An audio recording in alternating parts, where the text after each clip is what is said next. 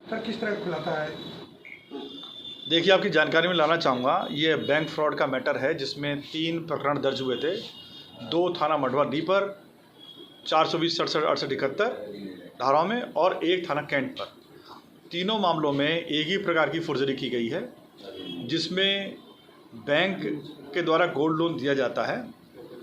उस gold loan के procedure को फॉलो करते हुए उसमें फ्रॉड किया गया है और इसमें बैंक का एक वैल्यूअर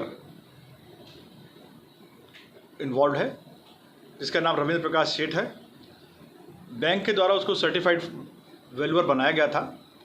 इस वैल्यूअर ने अपने 2 साथियों, विशेष रूप से प्रतीक रस्तोगी और विजय प्रजापति के साथ मिलकर के ऐसे लोगों को कस्टमर बना करके, जो कि गरीब तबके के हैं, उनको कुछ रुपए का लालच दे करके उनके अकाउंट्स को यूज़ करके नकली सोने की वैल्यूइंग प्रॉपर और शुद्ध सोने में करके लोनिंग कराई है और इन कस्टमर्स के अकाउंट में पैसा डलवाया जाता था।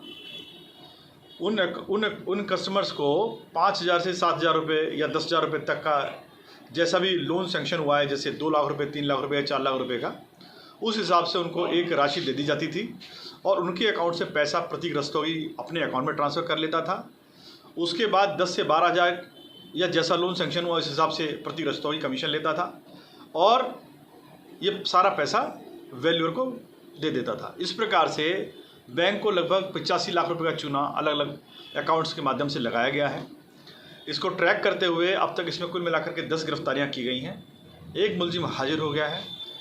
10 गिरफ्तारियों में से प्रतीक रस्तोगी, जो एक मीडिएटर के रूप में यूज़ हो रहा था, गिरफ्तार किया गया है।